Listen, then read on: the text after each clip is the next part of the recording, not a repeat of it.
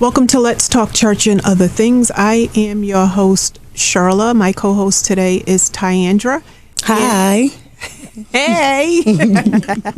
And our guest are Sonya and her son, Corey. Welcome to Let's Talk Church and Other Things. Hey. Thanks for having us. Yeah. Thank you for agreeing to come and do this episode with us. So you all started an outreach called The Culture. Before we get into what the outreach is all about, tell us a little bit about yourself. Well, I grew up in Rhode Island all my life. I was born and raised here. Left when I was like 18 and pretty much never came back. Hated Rhode Island. My mom, dad, everybody, of course, we were raised here. I come from a huge family. It's 11 of us. Just a huge family. Mm-hmm. I just wanted to explore the world, and I didn't look like Rhode Island, so I was everywhere. You name it, that's where I was at, because I wanted to explore life in a different way, not only in church, but just life in general, mm-hmm. which it taught me a lot getting away from Rhode Island, which was amazing. We'll go back. I have, of course, 2 children, 5 grandkids, 4.5 grandkids, and that's it. So Corey, tell us a little bit about yourself. You want to know my age and stuff? Or no, we don't have to know your age because we're not telling ours. Okay, cool. Since y'all not telling, I'm not telling. All right, so I'm a Christian hip hop artist. You know, I go by the name of Change when I rap on my music. I've been doing music for about 10, 11 years on my own, traveling, around the world. Been on different networks like CBN and, different radio stations in Virginia solely. Went through some challenges and, losing my sister. And that kind of is why I'm out here, I came out here to be with my family, my mother, because we all grieving differently. But I just felt like, being together, it'll be better. You know what I'm saying? So that's how I ended up out here. And just like her, I don't really care for this state at all. But I guess coming from where I came from, like Virginia, with all the different opportunities and things that they have to offer there, mm-hmm. coming here is kind of like cutting all that out. But yeah, that has nothing to do with me. I'm sorry. I'm just talking. Stay focused. Yeah, stay focused. I'm sorry. So yeah, that's me. I rap, I sing, I write. Yeah. Well, it did have something to do with you because it's how you feel. So yeah, for sure. It definitely had something to do with you. So if you don't mind me touching a little bit, how long have you all been back here in Rhode Island? I've been back for 11 years, sadly to say. I just got here like a year ago. So maybe last February I was here. So almost a year. So not to relive the hurt, but you mentioned that you lost your sister and that is what prompted you to come back to be closer to family, which kudos to you for that because, to be, by your mom's side and the rest of the family, most people, what they do, they come in for the services and they're out. They're out. That's how I go. But so kudos to you for doing that. If we could talk a little bit about, do you mind if we talk just a little bit about your daughter? Sure. Can you tell us a little bit about who she was? She was an amazing young lady. She was in the Navy for 2.5 years, almost 3 years. She sang in the church. She preached in the church. And then she met a guy who pretty much changed her whole life, like changed her whole entire life. I don't even know how to finish that off. You want to finish that off? You want to talk about the guy? Keep well, we don't really need to know the details. Yeah, exactly. She got in a toxic relationship. You know how it goes. You feel like you love someone. So what they say, love is blind. And I think with this kind of love, it was stemmed from the things she'd been through. So like, when you're dealing with rejection from people who are supposed to love you, and then they don't love you, whoever shows some kind of form of that, you gravitate towards that. So that's kind of what happened with her. I mean, she knew like the guy wasn't a good guy, but it was kind of like, at least he's, you know what I'm saying, showing me some kind of attention. And She did say to me, and I asked her why she continued to be in that relationship. She said, well, the church did it to me, Mom. What's the difference? They hurt me too, so what's the difference? Did you know what she meant by that? Yes, I did. 2019, the year before she passed, she began to tell me a lot of things that she experienced in Virginia, when we were in Virginia at the church that we were at. A lot of mental, physical, and sexual abuse we all went through.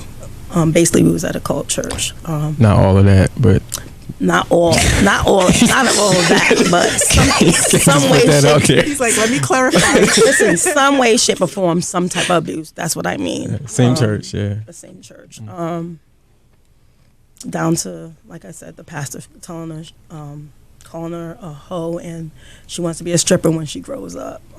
Just a whole lot. Down to the teacher, which is a Christian school from the church. It was a whole lot that she had encountered that I didn't have a clue. She never told me until 2019 when she told me everything. It was very devastating.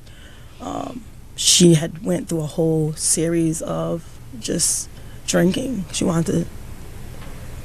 just didn't want to be here anymore. But I thank God that through prayer and just being there for her, because sometimes as a Christian mother, you are, girl, you know better. And that's the type of person I was. You know better. I taught you better than that. And then I began to pray about it. I said, God, show me her heart. Show me how to deal with the situation, because I didn't know. I had no clue how to deal with that situation. So the more I prayed about it, the more God gave me the compassion for her to be there the way she needed me to be there for her, which helped her heal. Because she didn't want to hear none of that. So he began to show me that I love hard, and it's easy for me to forgive, you know. And she said that, Mom, look at you, you know. So with that being said, she began to heal. She was in a healing process, and that's the awesome thing, because I look at it as of God let me borrow her for a little while, and then he allowed her to go. But because of her situation, he allowed that to save somebody else's life. So, and since then, I stopped counting how many people that I have talked to about her situation, and how many events I have here and there that has changed people's life. So it was worth it. You know, even though it's hard, and I have my days where I'm boohoo crying, and I have my days where I can just look and I have a daughter every day to look at, you know. Right. But I'm grateful. I am still grateful, because all things work out for the good. Right. So let me just ask you this. For those who may not be local, so they're not able to hear you when you're doing your, when you may be public speaking somewhere about the situation, what kind of advice would you give to a parent who, because there had to be a part of you that felt like, I failed my daughter. How did I not know all this was going on right under my nose? Like, how did I not know? So what kind of advice would you give to the parent who may be feeling guilt about, you know, not necessarily losing a child, but not knowing what had transpired in their life years prior, so they can get over like the guilt feeling of it? Well, never give up. I consistently would ask her, what's going on? I feel like something happened. She didn't ever want to talk about it. And that went on for years. She would sometimes storm out and start running. But my advice is never give up. Keep loving on them. Love, oh my God. When I stopped chastising so much and started just loving on her, taking her out to eat, buying her roses, and just doing all the extra, going the extra mile, is when, you know, the barrier broke. Because if they already feel like, oh, she just don't want me to be with him, they're not going to talk to you. They're not going to say anything to you. But just keep praying, number one, and keep trusting God. And not only that, just show them so much love. Like, don't talk about the bruises. They're there. Everybody knows that. Just show them love. Because when I started to love her, I seen a whole different person. It took a long time for me to get there. Right. But now I'm able to tell somebody else, look, don't do that. I know people who are going through that with their children. Stop, and sometimes it's good to bring the word of God up, but sometimes they don't want to hear it. They don't want to hear it. So every time I was like, oh, let's pray about it. They don't want to hear that right now.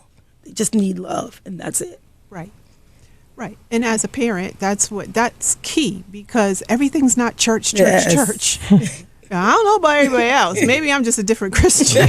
But, some of my days, I'm working 10 hours a day. I ain't thinking about church when I'm working. Like, the everyday life, the real life stuff. We're not spiritual all the time. And that's saying that sometimes people are so heavenly minded, they're no earthly good. Come on now. So, you know what? Yeah. And I think it's key for parents, like, be there for your children. Be there for your children, and it was great that you realized that, the being hard and chastising and, you're not supposed to be doing that. You realize, what? That's not the approach I need to be taking. Love. We grew up under that. Yes. My parents was a little bit more lenient, but I've seen, they grew up under that. Being in church all the time and then have to go home and clean the chicken, cook the chicken, and then you can't eat until after everybody else eats, No, but, what about that? Yeah. Yeah, we do. But, so we grew up under that. So thank God for wisdom. Yes. And, life is about change. And I don't know why on the spiritual end, people have a tough time realizing that what worked in the 1960s is not going to work today. Nope. It's not. So kudos to you. So I need to ask you a question. Because you big upped Virginia. Not really, but no, but you were doing well. You had opportunities in Virginia. When you found out like what had transpired with your sister as far as in the church in Virginia, were you also a part of the church? Yeah, it was me and her. We got a brother, but he was out here with his father, so we went to the same.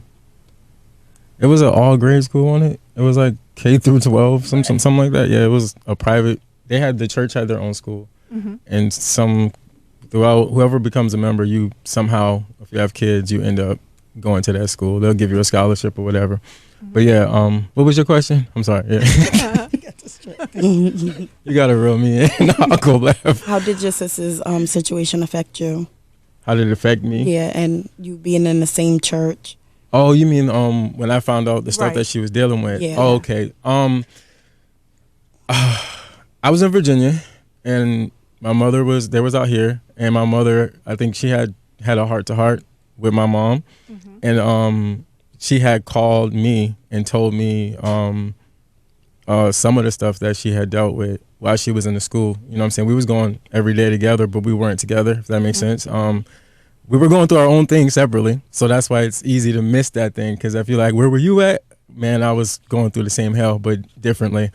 Yeah, when she told me that, I was angry, because one of the guys that molested her was he wasn't my best friend, but he was like one of your boys. You know what I'm saying? Like, he would come pick me up and we'll go hoop every single day. You know what I'm saying? And out there they had this Christian event they called the Praise Party, where they would invite rappers and singers to come to or whatever. And that was every Friday. He would come get me for that, and we'll roll in there together and be, I'm dancing off in the corner and not knowing that he was picking my little sister up, and you know what I'm saying? Yeah. So that situation kind of threw me off, because I'm like, how and when, and I'm always with this dude. Like, how did that, you know what I'm saying? Mm-hmm. So that, it frustrated me, and I wanted to reach out to him. I was going to say, you didn't step to him, but I guess not, because you're sitting here today. Yeah, so I'm still here. I'm not in jail. Thank you for making the right decision. Yeah, it was a lot. I mean, hearing that, it's like, how do you respond to that? Because like when she told us, I think you said 2019, right? It didn't happen in 2019. It happened in like 2014 14 or something. Like, it was like, no matter when it happened. I'm not taking away from that, but I'm like, these people have already moved completely on. Like, I would have to like do a deep dive on Google or something to find where they at, because most of them don't even go to that church no more. But I think she still knew him, like, Facebook wise. So I think my mother did, or somebody hit him up. I don't know if it was my brother or my mother, but they hit him up. Me, I either can talk real wise or I'll go there, and I didn't want to, I didn't want to like unleash the beast on him, and so I kind of like was more concerned about how she was dealing with it. You know what I'm saying? I took my emotions out of what happened and see how is she coping, because that's really what matters, is how you're dealing with it. Because even if I cuss him out, she still got to carry this. Right. You know what I'm saying? So yeah, but yeah, it definitely it made me like really self-reflect, like how we can be so consumed in our own selves that we miss the hurting person right beside you. You know what I'm saying? I'm growing up with you and we in the same house, eating the same food, you know what I mean? And I can't see that you're bleeding because all I can look at is my own scars and wounds. Right. So it made me more aware, to be able to be more aware of other people. You know what I'm saying? And I also find healing and helping others heal. You know what I'm saying? No, they say hurt people, but I believe healed people heal people. And if you need healing, try to heal. You feel me? So, and I feel like me helping her was helping me at the same time. So yeah. I have a question. Have you both forgiven the church? Yeah. Yes. How? Yes. What brought you there, and what was that process like? That was a tough process. It was a long process. Very long. When I first left the church, it's a whole can of worms, right? When I first left the church, I became bitter because my husband at the time was the armor bearer of the church. So my marriage began to go downhill because he was his armor bearer. So when I left the church, I was in the car. I had been battling with uterine fibroids, which made my body to go into pregnancy. So I would dilate it 10 centimeters, like I was having a real baby. So I was in the car because they would have meetings all night long raising money. And my daughter had ran in the car, and she was like, "Ma," and she's boo-hoo crying, and she's like, "He just said when I grow up I'm going to be a stripper." And I was like, "What?" I said, "This is it. We're done. That's it." She said, "How can a pastor say those things?" "Ma, I don't understand it. I don't understand it." She just boo-hoo cried. I grabbed her, and I never went back to the church. I did work there. I went back to work, but I didn't go back to church. I had worked at their daycare. I'd been working there since 2004, about 2004, for free. Volunteering all those years for free. But I was gonna say they let you come back, but now I know why. it was free. They wasn't paying me. Costing them anything. Yeah. It was basically free. Free. Yeah. It's a whole nother show. Yeah. So after that, I stopped going. I started getting threats. I'm gonna die. And I was like, if I didn't die after all hell I've been through already, nothing you can say. You can't curse bless when God has already blessed someone. And he began to try to speak curses on me and my children or whatever. And my husband would come home from church and he would say, "That man prayed for you when you died in church." I was like, but my faith is what healed me.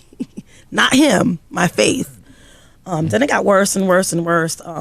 And then I just told him, if you go back to that church, then the marriage is over. It's over. And I ended up leaving him and packing up and moving to Rhode Island. It got worse. It got really bad, really, really bad. Worse than what it was. But that, like I said, that's a whole nother episode. So, yeah, I got to ask you this one question, but I will bring you back for that episode that I do about, church becoming a cult.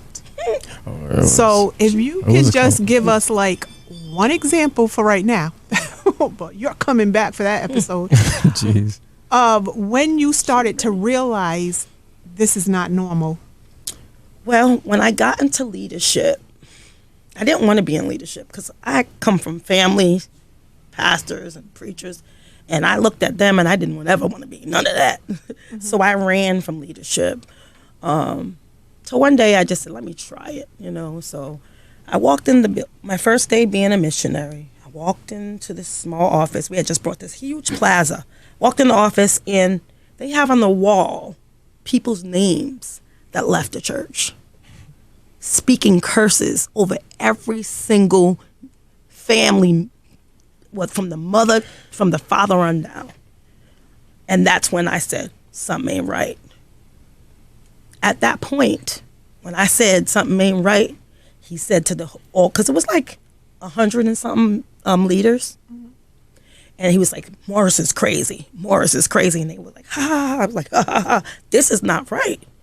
You guys are speaking curses over people because they left the church? From that day forward, I never could go to any more meetings after that. I was still a missionary, but I never went to no more meetings. But that was the problem. That's how the things happen with the children and everyone else, because we were in meetings from 6 to 4. Sometimes we would have to spend the night to go to work the next morning because everything was in the church. 6 p.m. to like 4 a.m. is what she's saying. Yes, ma'am. Huh? Yeah, so another show. So they work. Like my mom worked in a daycare, and she had to be there about 5 because it started at 6. So her job was from 6 to 6, and then as soon as she get off work, she had to walk across the plaza to the meetings, and we're left behind, all the kids. Like they had a restaurant that we would sit in, or sometimes a sanctuary in the actual church. But other than that, we weren't allowed to like really walk around or go to the park. So they would go from 6 to 6. She would go to a meeting, which they had to pay to get into every day. Anyway, so they're going to meeting, and it'll be in the meeting like without break until like 3, 4 in the morning, and then we got to come back at 5 in the morning again and do it all. We did it every single day for years. Every What was said in these meetings? I always was curious about that. I never asked her that, but basically making how not to take care of home. How to raise money. They were selling TVs. Well, it ain't that much raising money. Listen, they would call raise whoever you need to call. It was by teams. They would raise they was 5,000 here, 10,000 here, 2,000 here. Yes. Yeah. And you couldn't go home until you raised it. Oh wait, you had to raise it right then? Yeah. Oh yeah. It was. That's why they were there all night. Right there. Yeah, it was intense. So were you all calling people to get donations? I never called nobody because I didn't even have a phone. We were broke. I was volunteering. My husband was retired Navy. Girl. Yeah, that's a whole other episode. That's a whole nother episode. I try to tell you. This should be a Netflix series. Yeah, you're coming back. You're coming back. So, Corey, we know that you do gospel rap. The situation between the church and, the untimely death of your sister, did you find yourself writing lyrics based on what you've been through? Absolutely. Honestly, that's all I write about. I know when people hear the term Christian music, they kind of just think I'm saying Jesus all day, but I can only write from what I've been through. Mm-hmm. So that's what I give you, my experiences. And you might hear a lot of Jesus in one song, or you might hear like, I think he needs therapy. Like like for real, like that's all I can give you is what I have. And I feel like the realest music comes from the heart. Right. So yeah, I actually wrote a song that went, I ain't gonna say viral, but it's one of my biggest songs. It's called Sore Loser. And I wrote about the last conversation I had with my sister. And then that was the night before she died. And we had like the wildest conversation because she was keeping it real. Mm-hmm. And most Christians wouldn't be able to handle the stuff she was saying because she was saying stuff like, where was God? And God couldn't be real because he let me go through this. So when you hear stuff like that, your natural reaction as a Christian is like, girl, girl, that fire gonna rain down on you. But but that particular evening, now I always let her vent, but that particular night I didn't have a reply. I just kind of felt God say, just hush, you know what I'm saying, and let her talk, you know what I'm saying. So I let her get it all out. She was, when I say she was going, I was like, oh my God, this is borderline blasphemy. But now I started to stop thinking that way and hearing her heart, and then seeing why she struggles with what she struggles with, because this is how she's viewing God. And by the end of that conversation, we ended up praying, and she wanted to what do they call it? Rededicating your life back to God. Yeah. So she did that at the end of the phone call, and and she was like, she asked me, she was like, can you take me under your wing now? And I was like, oh, you want me to call you and bother you and ask you where you at? Because I'm not that brother. You know what I'm saying? I'll check on my siblings, but I'm not the one that's going to call you every 5 seconds because I know you're doing something wrong. I'm the one that they know. If I called you and I just ask you about it, like I ask my brother something, he'll get mad just because I asked him, like, hey, how you doing? You sure? And then he's mad. He's mad at me because I know what he's doing. So anyway, but yeah, I let her vent, man. And that whole conversation, it just came out. I don't know. I to this day is wild. Like I was able to put it in a rhyme. You know what I'm saying? That whole conversation and that song. Every time I perform it, I gotta hold back my tears, you know what I'm saying, and every time I look around the audience, everyone's broke down because it's a real situation. It's a real, like, I didn't make this up. Like it was stuff she was saying. Like, why did I don't feel like going there because her daughter's behind me, but yeah, it's the song's deep. It's deep. All right, so you can't tell us all that and not give us a little bit of the song. Because I want people to hear you, because you never know. But no, my thing is this: you never know who's listening. That's right. Because it's gonna get out there. So this could be the platform that can open up a door for you. You want a little bit of a song, as in me rapping the lyrics to you? Is that what you're saying? Mm-hmm. Unless you want to preach them. Oh no, I can't. I can do that too. That's her job. Let me see if I can remember it all, top of the head. Okay. Gotta bear with me. And I mean, you don't have to do the whole song, but just I can't. Give us There's no way I'm doing the whole song. Okay. I'll do the conversation verse. It says, I got this call in the middle of the night. It was my sis. She was in fright. I asked her what's wrong. She told me everything. I said, huh? She said, listen, all right. She said, brother, I'm losing this fight. I said, who you fighting? She told me life. I said, yeah, just give it to God. She said, my number one problem is Christ. How can he sit here and leave me in pain? I was burning. He left me in flames. She said, I had a child that I didn't choose. I was raped. Okay. It's okay. She said, how can you sit here and leave me in pain? I had been burning, he leave me in flames. She said, I had a child that I didn't choose. I can't remember the lyric. I'm sorry, y'all, but that's fine. That's good. Because I put you on the spot. You did. You really did. I wasn't. And I'm on that sorry. song, that's the song I try to block out. But yeah, that's somewhat the pace of it, and that's a real conversation. And then she was saying like I was molested like right in the pews. I tried to tell them. Like she said, I tried to speak up, right? And they said, you probably wanted it, is what she said. They said to her, like, oh, you probably wanted it. And she said, now I'm confused. You know what I'm saying? And I was like, she started crying, so I started crying. I told her, I'm sorry, and she was like, it's cool. And then she said she heard voices that said she gonna die. And I was telling her, no, that's not true. And then, I started praying. But that was that whole conversation was heavy. And after we had it, we both felt lighter. Didn't know I was gonna lose her the next day, though. And that's why it's called Sore Loser. It was like, I'm sore.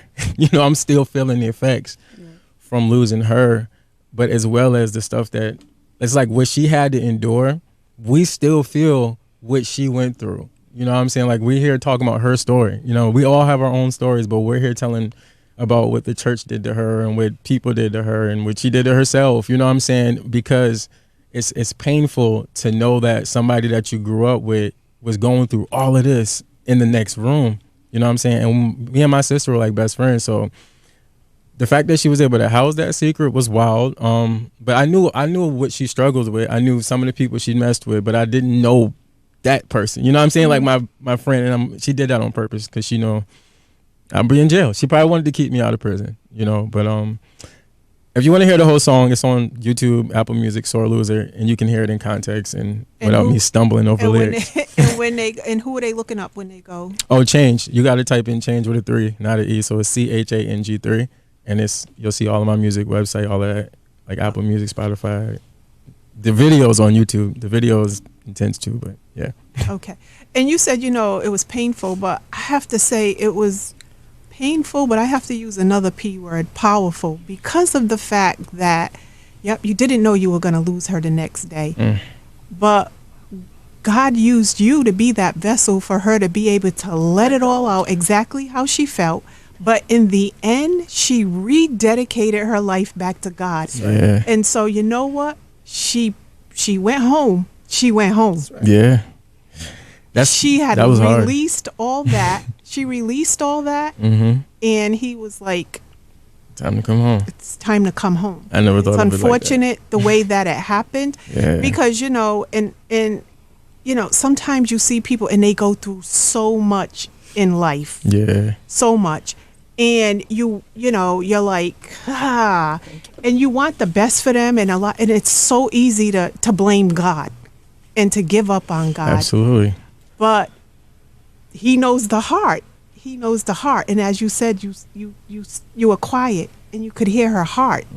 He knew her heart, and he knew she really loved him. Even though she talked out of anger, she really loved him. So you were that vessel that he used for her to express it, get it all out, and then say, but you know what? In spite of everything I just said, I want to give my life back to him.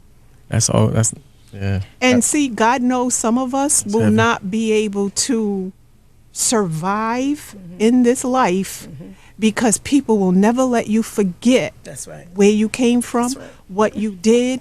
And so he was like, it was so unfortunate, but he took her home. And as you said, but here we are sitting here talking about her. Yeah. So she left a legacy just in her story. Yeah. So you know what? It was a painful moment, but it was a powerful moment. Yeah.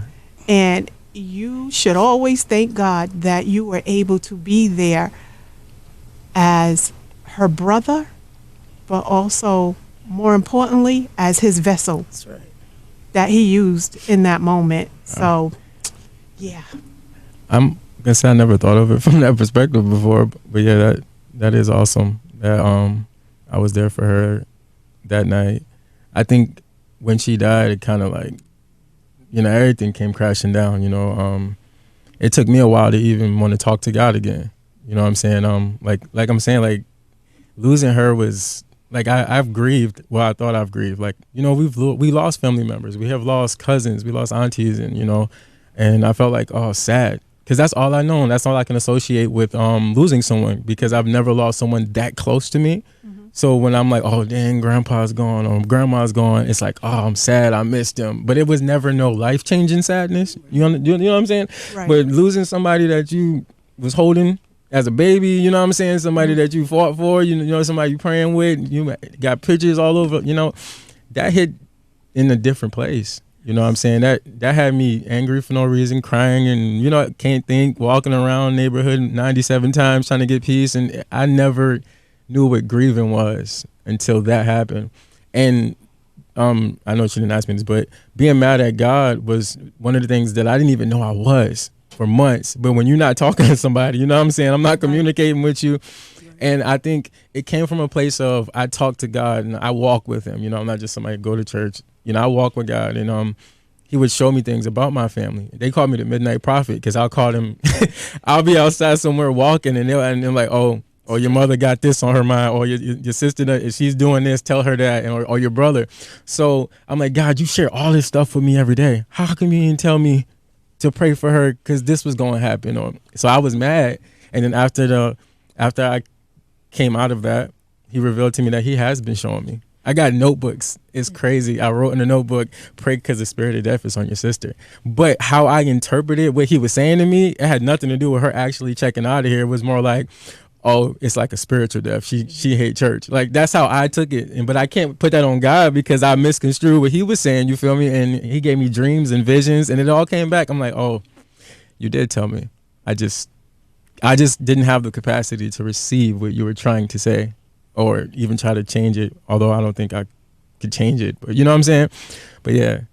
But he still used you in spite of. Yeah, and he still uses me in spite of, and I'm still baffled, and I'm in awe of the fact that he even chose me. You know what I'm saying? Like, as a brother, you know, to listen to your sister talk in general can be painful. Just, okay, all right. You know what I'm saying? Did not. And she's like, she's my mother's daughter, and my mother can go. Like, she can talk. If you let her talk, she can lead this whole show right now. But my sister was just like her when it came to like, she knows the Bible. So she'll straight up she'll give you like a 2-hour sermon as she's like complaining. So I'm like, it's times I got to put my phone down and continue walk around the house and like clean it and come back to it, and she's still going. So like, yeah, they can go, man. But it's just amazing. That particular evening, I didn't reply. Like I didn't have words. He was like, just let her talk, and she talked and she got it out. And like you said, she went home, and that perspective is crazy. I never thought of it like that. Like she got it off her chest and then she got taken away. I was like, wow. I always felt like she died not finding a solution to her what's the word? Her pain. But she did. She got, you know what I'm saying? Sometimes being able to say it can get you free from it. Right. She released the pain, and then she was like, okay, now I can receive them and then go be with them. Yeah, the power in things is the secrets of it. It's not really the actual situations. It's usually you keeping it in the dark. It's what's keeping you in the dark. Right. Do you both have a church home now that you go to? Yes, I go to Life Changers in on Elmwood Avenue. Yeah, I just recently, maybe 3 or 4 weeks ago, I just joined Revelation Church. Well, Prophet Lovey. So yeah. Was it hard to trust the leaders of those church with what you've been through with a church? It's a different situation. So for me, I think I started off because this church thing was not recent. It was like she said, she's throwing numbers that I can't even go back to. It was like 10 plus years ago when we left the joint, you know what I'm saying? So, but we went through it for like 10, 11, 12 years. So, 12. I would say sometimes you can have PTSD. You know what I'm saying? Like I'll go to a church and everything will be great, and then the leader can say something that'll trigger me, like you know, we don't have, only God's here. Oh wait, God is only in your church. You know what I'm saying? That was the stuff we was preached. We was told so much crazy stuff that I can identify when somebody's off. You know what I'm saying? And so yeah, it's not hard to join church because we passionately, when you really love God, yes. You know what I'm saying? You can't help but stay connected to Him. Now finding someone you can trust as a leader, that is a hard thing for us, because the leader that we're talking about is not just some random guy who was just commanding us to do things. He was gifted. Yes. And that's the reason why we were confused, because he was hearing God on another level and like hearing thoughts, and you seeing miracles happen, and you know what I'm saying, signs and wonders. All of that was there. You know what I'm saying? But when he said amen is when when hell broke loose. You feel me? Because we didn't know that the gifts are called without repentance. Right. That you can be highly gifted and God's hand not be on you. It's the difference with God's hand on your gift and not your life. Right. So that's what it was. We was in awe of the gift. So he was able to manipulate us through that, through, you know, I'm God's prophet, and taking everybody money and their houses and their spouses, and hide your kids, hide your wife. But it's true. Back to the question, but yeah, I felt like I didn't have I felt like all I knew was church though. Growing up, my mom, before we went there, I was raised since like probably her age, Sunday school, and so all I knew was church. So it's kind of like, if I'm not there, it feels weird. You know what I'm saying? But now that I'm of age to pick one, it's like it's like getting in a relationship. I gotta do full background checks on preachers. Like it's true. Like, how many times you been in prison? I know that's your testimony, but why was you there? You know what I'm saying? Like, where's this money going to? Why we got 12 offerings? You know, preacher. How many services are we having a week? How many? You know, like, yeah. So that's my mind. But no, I feel like I'm good. I just know when something's not right, and instead of talking about it, I disconnect quickly. But I'm not gonna go there. With me, I had planned on never ever going back to church. My brother became a pastor in 2016, I believe it was, and I just kept saying I'm gonna go back and support my brother because my mom's dead and gone, and I want to be able to help him not make the same mistakes that the previous pastor did. So I've been there and helping him not go down the same path, because it's easy when you fresh become a pastor to go the wrong way. Right. So we have that relationship where I can tell him, look, don't say that, don't do that. don't go that, no, don't say that no more. Those are God's people. Don't do that no more. Right. So, I mean, it's an honor and a privilege to be able to help. The good thing is, though, is they listen. Like, you could tell people stuff, but it doesn't mean that they're gonna, they hear you, but they ain't Right. listening. But Corey, can I let you in on a secret? What's the secret? You could talk. I can Talk talk about your mom. You said I can talk. Oh, that's because yeah. there's so much to unpack. Y'all asking about, like, you asking one question, You were and like, we she got to could go ru- back to she the could church. You were like, she could run the Oh, show. no. No, bruh, you could run the show. That's just if you ask me about anything else, this topic right here about the cult we was in and my sister and music, those are three things that's hard to just give you one sentence replies in. I'm just because you. Oh, no. Oh no, she can run She the show. still outdoes me. I don't care what no one says. My mom will lead a movement by herself. So before I get ready to wrap this up, but we're going to talk about the culture. The little girl back there, that's your daughter's daughter? Yes. That's Monty. How old is she? 8. Can she come here for a second? Money, come here for a second. That's like grandma's cousin. Go and visit. You gotta tell her she got stranger danger. Come on, baby. It needs to be at an all-time high in the world we live in today. Oh my God. Hi. How are you? And we're just believing God that she will not be a product Man. of what her mom's been That's through. right. So we're just asking God to keep her and Yes, protect Lord. her. Thank you, Jesus. Bless her in school. Yes. She will be educated. Yes, Lord. She will have degrees. Thank you, Jesus. Yes, Lord. Thank you, Jesus. Thank you, We're Lord. just believing God for keeping her. Yes. Thank you, Lord. All right. You got a good life ahead of you. Yes, you do. The little one. Thank you, sweetheart, for listening. Blessings. Should I go back? Blessings. Because the kids listen. And I know she heard some things. So. Y'all gonna have a different colored couch, y'all, but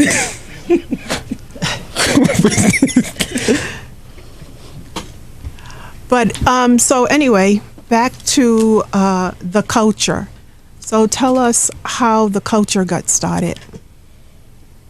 she can go first because she says the story goes, what God gave A you year ago. something, and then I just came in. So and God gave ran with me it. the vision last year. Once I got the vision, everything happened to me. I had a heart attack, fell down the stairs, fractured my knee. So many things had happened right after he gave me the vision.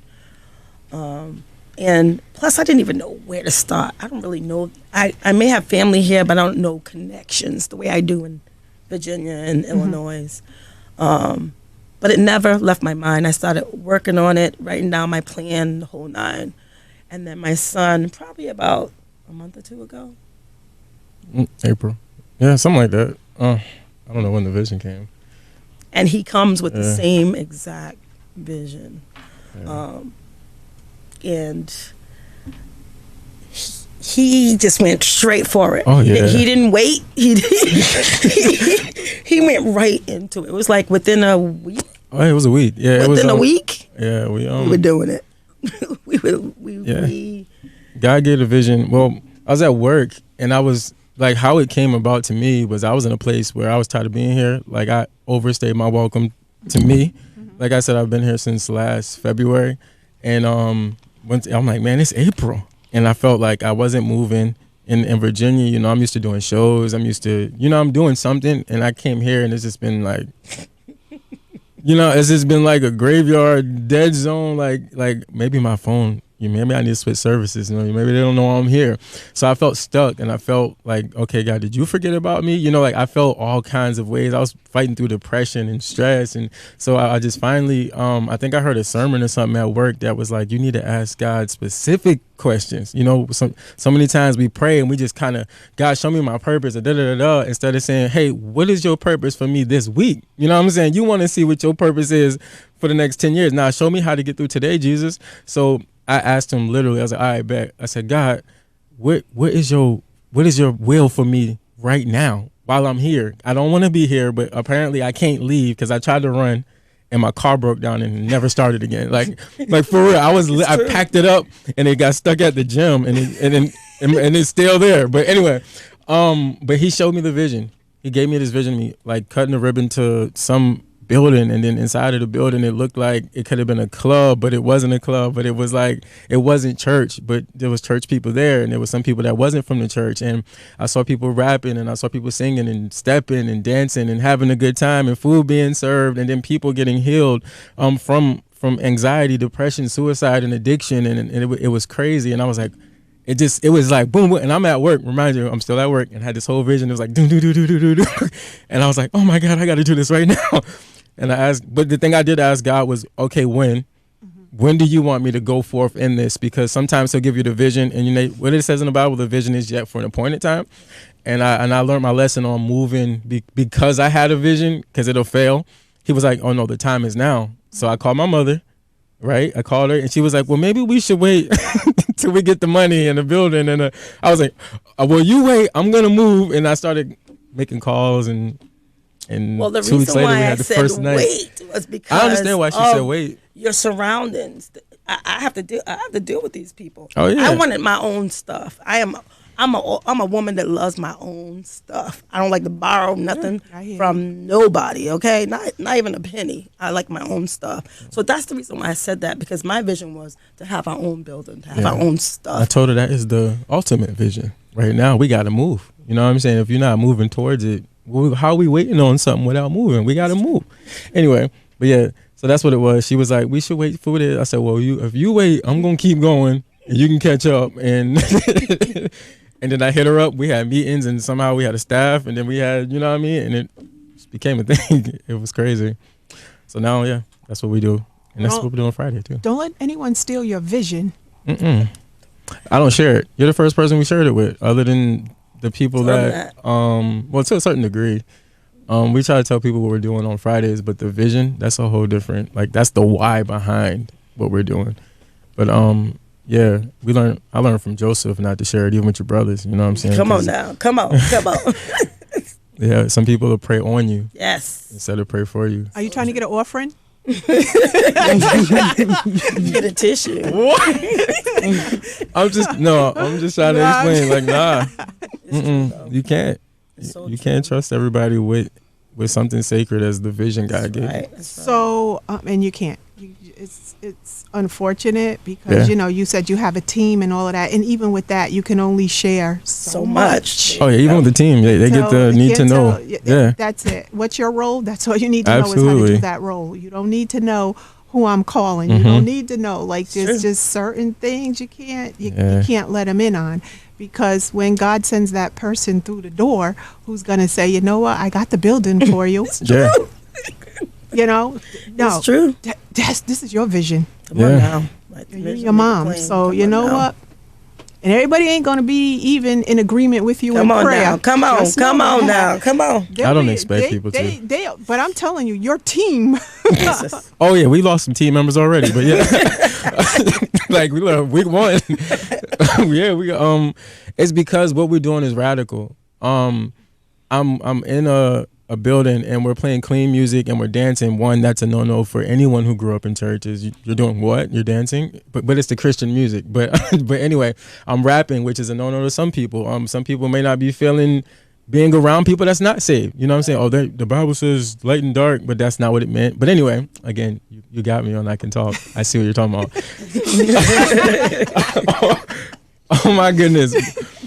But yeah, I'm gonna just pull out of here because now I just noticed that I was talking this whole time. I thought they was lying to me. It's okay.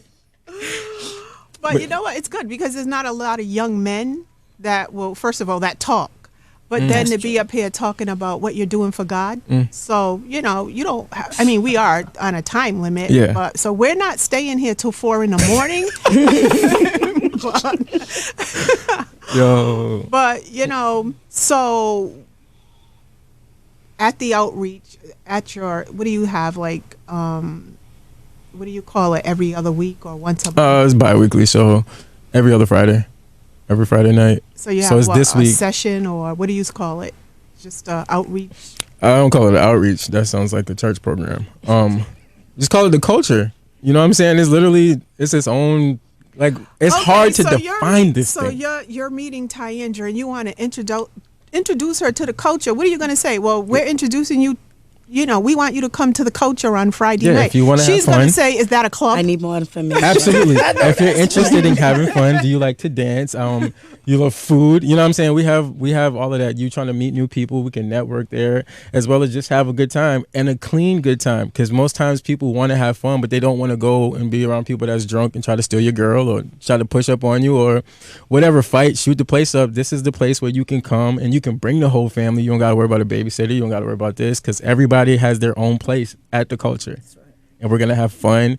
And it's not a church service, although you're going to see a lot. You might hear some music you've never heard in your life, but it's going to be dope. It's a dope vibe. And it's going to look like the club, but it's not. Does it cost? No, it doesn't cost this week. No. You can come this week for free. Oh, this week. Yeah, I mean, we like the last time we did a 70s night. And we were charging people to get in, and we had a whole lot of, like, we have a big vision. Like, we have a VIP section, and there's some stuff we have to pull back on until we grow. But like I'm saying, that's why when I asked God when, and he was like, now I have to ask him again with all of the ideas that were How much am I supposed to do right now? Right. Yeah. There you go. Because we unloaded the wagon the first Because you can kill your vision if you try to do it all in the beginning. kill a you- visionary for sure. You have to gradually, as it Baby step grows, that you thing. grow with it. Mhm. As it grows, okay, now we can do it. I mean, VIP, really? Yeah. We did. Oh, it was. We did. But we We did had have four people sections. in it. You know what I'm saying? But it was dope. We can show you pictures What later. was it offering? The Yeah. VIP? Yeah. Let me tell her. A Oh, front- you a gonna front tell row- her? you You know, gonna tell her? a close seat to who? VIP is Your own about section. you. It's Your own about section. you. Whoever's in VIP is about them. I would give them. They had like glow in the dark cups. They had. They could get drinks. You get drinks for free. No, alcoholic beverages. Just you gotta throw that out there. I would give them the sparkling cider. Which was very The cup. popular, which is weird. Different flavors of sparkling That's how cider. you know church people really like to drink. Yeah, So but- they're like, well, we'll take this for now. Right. We'll take the fake stuff for now. It's true. And like a free meal. If we had a vendor. they Yeah, had it was that. levels to it. It was different levels to different things, but they would always leave with something. The vision is bigger than the building that we're in now. Yes. And right now I feel like our capacity, like a lot of people, like we would have to take on 12 roles if we actually try That's a to lot. pursue all of this stuff. So right now we're kind of like, I think we're pulling back on the VIP thing right now for a little while. Although it was dope to see, like we'll show y'all pictures, like we turned somebody's church into like a nightclub. But Oh, so you do it at a church? yeah, Yes. but you would know that the building that we're using, like you heard of Pastor Sherrod. Have you been to his church? You seen the building? Like it's like a brick building, so you Right. don't know you're going. Like you wouldn't know that we transformed the church into that if you've never been there. You know what I'm saying? So that's the real reason why I was cool with using it. Our goal is not to create a club. It's- Our goal is to gravitate the young folks who have just threw away God, that don't want to go back to church, and just to have fun, clean fun. So what That is kind the of why things- right there to have fun. So Have what kind of things do you all do? And then I got to get ready to wrap this up. Oh, we got like I performed. I had some poets, that's what they call poets, right? They do poetry. I think there was some people that dance. We got dancers, sometimes praise dancers. So anybody with a gift, you know what I'm saying, that we kind of open up the floor for them. But yeah, and then we had like I write a lot of music, and I wrote some songs just for the culture so we can dance to, like almost like a Christian version of like the Electric Slide type almost. And we in there having fun. Like we're just having good time. Like we're dancing and we're singing, and we did like some sing-offs and some karaoke type things, and some like we're not just in there just We give it So do you have prizes. a band or a DJ or? no, we have a DJ, and sometimes depending on who comes, they can bring a band, or and if a band wants to come, Friday night's the place to be at the culture. So Yeah. is there an age? There's no age limit, but I don't encourage you to bring babies because the music's loud, and I don't want to get sued because somebody's kid loses their hearing. So senior citizens can pop up? Oh, we had some old heads come in there, and they was sitting there, hey, a little bit, they was feeling it, which was very shocking to me to see the older generation even support something like that. So yeah, I don't think they were supporting my mother, but So it's usually on every other Friday Yeah. at what is that address? 65 Narragansett Narragansett Avenue. They can follow us on IG and you get updates because we just started a podcast yesterday and dropped the first one this morning. So yeah, y'all can follow us and you'll get updates because something may change. Like we might not do it in 2 weeks and you need to know that or you'll be outside by yourself. So what yeah. is the IG? The Instagram is the culture. It's the _culture _401. The _culture _401. Is culture spelled a special way? Nah, I ain't want to do too much. No Or you threes in can there? follow me on IG if you can't spell the culture and follow Change, and the page is literally connected to mine. And your IG is what again? Change, CHAN. Oh, it's Mr. Change. So Mr.CHANG3. You follow me, and then that page will be right there. Okay. It's been a pleasure having you all. This was even though it was some sad moments, but it was enlightening, fun. We had laughs. I didn't mean to make anyone feel sad, but Right. your story is yeah. It's part You're of definitely coming back. life. Can I add something real quick? Sure. So at the end of the culture, we normally ask anybody who's battling with depression, anxiety, what else, Corey? Addiction. Addiction, and then we have them write on a board, and then we pray over it. That's been amazing to see. I've seen people's lives change from the first time that we done it. So that's what it it's is life changing, even though people don't think that's what we're doing, but it's changing people's lives. That's what it's all about. There's no certain way That's right. to lead someone To Christ. to Christ. That stuff, Jesus, and They still go back home the same way. Them days are over. Like, you know what? It's all about, you know what? I'm ready to make this change. I'm ready to have a relationship with God for myself. That's right. And now's my time. Right. You just got to want it. That's right. That's all you have to do is want it. So are there any other pastors or leaders involved? No, I think that's more intentional though. Out here, y'all suffer from like church wars sometimes, so we don't want leaders to feel like we're trying to create a church. You know what I'm saying? Or feel like we're stealing members or that kind of vibe. But And right that's now, how they feel right now. That we're or feeling. or we don't want them to come in there and think it's their time to shine or preach. Off of every other Friday night, you're stealing somebody's members, then that member doesn't go to church anyway. That's the point I'm trying to get you to see.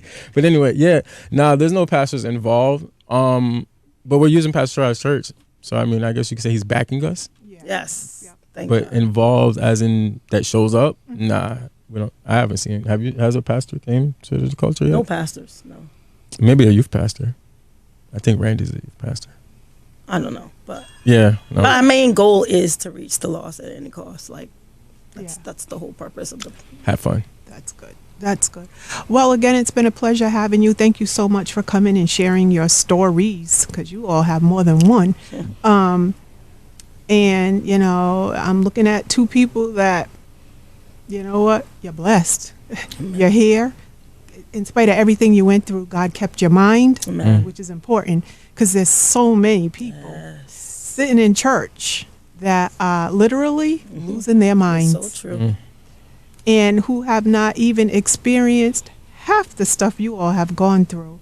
So you know what? God kept you, and there's a purpose for your life. So we thank you for sharing your story. Don't forget to check out the culture on IG. Is it? Say it. Give us those. Give it to us one more It's time. the _culture _401. Or you can go to Facebook and just type the culture. That's way easier. I Okay, forgot and they about can Facebook. find Corey at. Change, Mr. Change. So Mr.CHANG3. And you can find me anywhere. I mean, Instagram, I'm sorry. Okay, and Sonya, do you have any social media? I do. I have. Oh my God, I can't think. Facebook? I do have Facebook. And mine is You're Not Alone. That's for anyone who's battling with domestic violence, any type of abuse. I do advocate for anyone that is going through domestic violence. So your Facebook is You're Not Alone. Right. Okay. That's a group, Facebook group. It's a group. Okay. Got it. And I can be reached on IG at ms_Sherla. Facebook is Sherla White. Drop us a line, a comment, if you'd like to be a guest on the show at LTC period OT podcast at gmail.com. Did I say that right? LT. Let me just Might look need to at write my that down shirt. on the sign somewhere. LTC.OT podcast Yeah. at gmail.com. We would love to hear from you. Please also check out the episodes on our YouTube channel, Let's Talk Church, and other things. Until next time, peace and blessings.